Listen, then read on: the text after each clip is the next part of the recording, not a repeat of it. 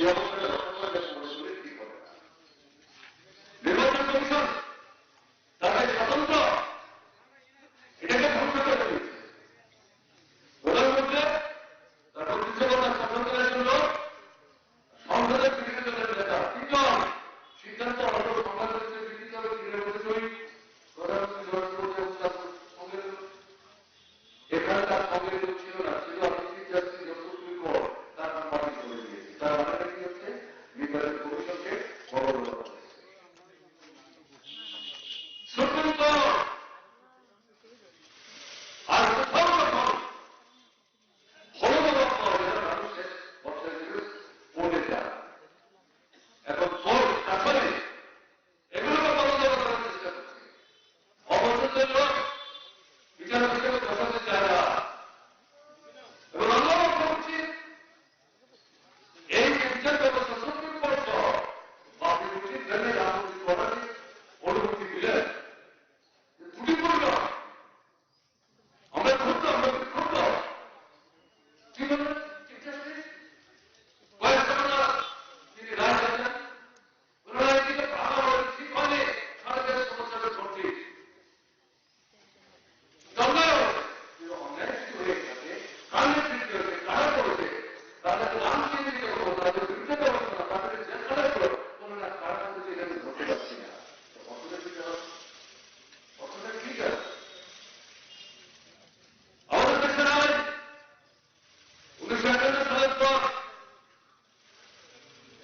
1947 সালের পর 15 আগস্টের পর আমাদের দেশের যেখানে যে ধর্মীয় প্রতিষ্ঠান আছে এগুলো জমাতে যেমন থাকবে এগুলো ভাঙা যাবে না কমানো যাবে না কিন্তু এই ধর্মের লোকরা নিজেরা মিলেমিশে ঠিকঠাক করে।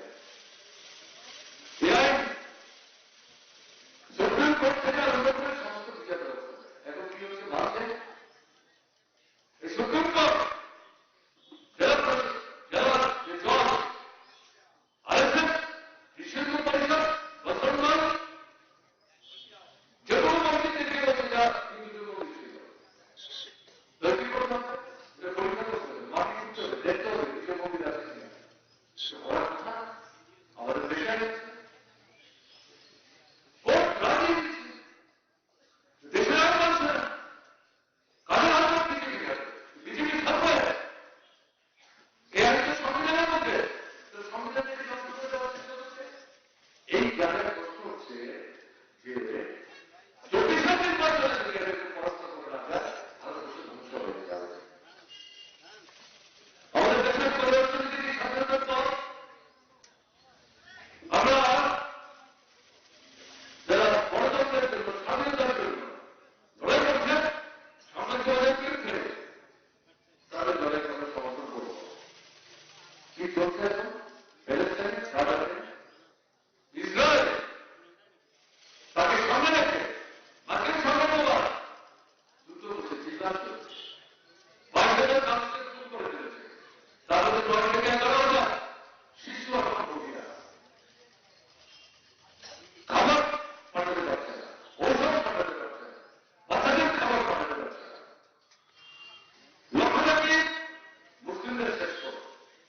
এই জায়গায় দখল করে মুসলিম রাষ্ট্র সরকার রাষ্ট্র মুসলিম রাষ্ট্র আছে মাটির তোলার প্রচুর প্রাকৃতিক সম্পদ আছে তাদেরকে মার্কিন সাম্রাজ্যবাদ অবলম্বন করতে পারছে না এখানটাই ঘাঁটি করতে পারলে পর ভবিষ্যৎ সাগরকে দেশে রেখে ওই জায়গাটার উপর খাবার বিচার করবে।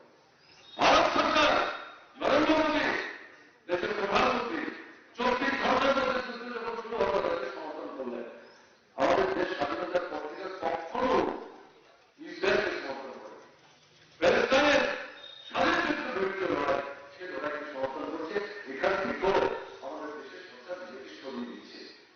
মুসলমান বিদ্বেষ খ্রিস্টান বিদ্বেষ কমিউনিস্ট বিদ্বেষ বিজেপি করছে তারা আমাদের কিছু যায় আসে আমরা তো বিজেপি বিদ্বেষ জনগণের শত্রু দুশ্মন এদেরকে ক্ষমতার জন্য লাগানোর উপর চাপে লড়াই করবে ভারত বলছে সেটা সুসংগত ব্যবস্থা বন্ধ করে শ্রমিক শ্রেণীর বিরুদ্ধে শ্রমিক কৃষক শ্রমিক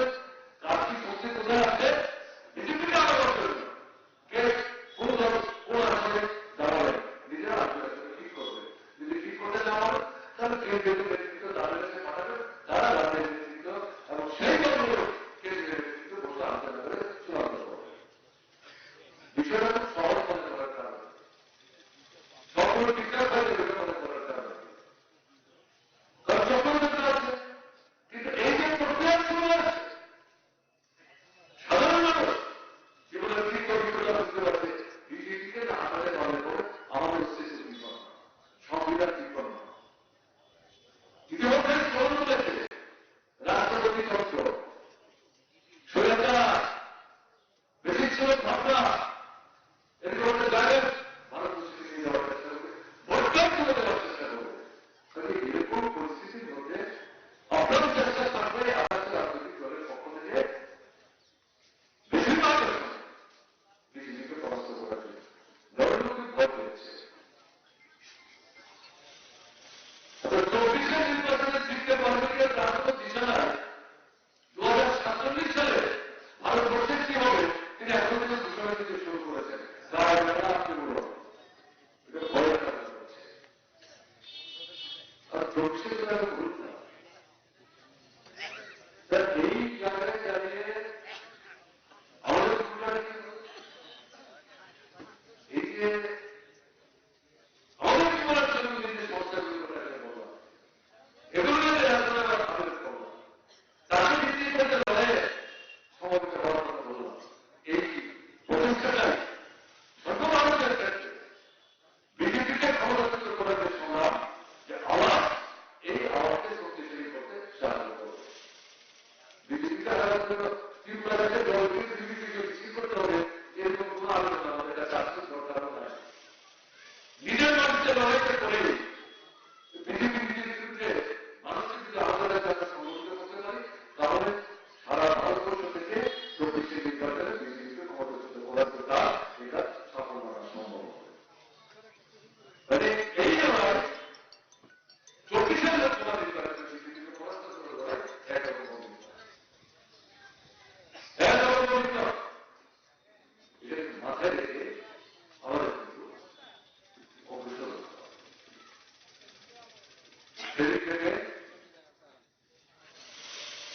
আপনাদের কাছে আমাদের চিন্তা করেন ঘরে ঘরে যান, মানুষকে বোঝান, সাহসী তারা উৎসাহিত করুন। সবসময় আপনার প্রথম দিনে আপনার সঙ্গে আসবে না নদীর সমর্থন বেশিরভাগ মানুষও বিজেপির দর্শক বললাম সেই যে নির্বাচনের ফলাফল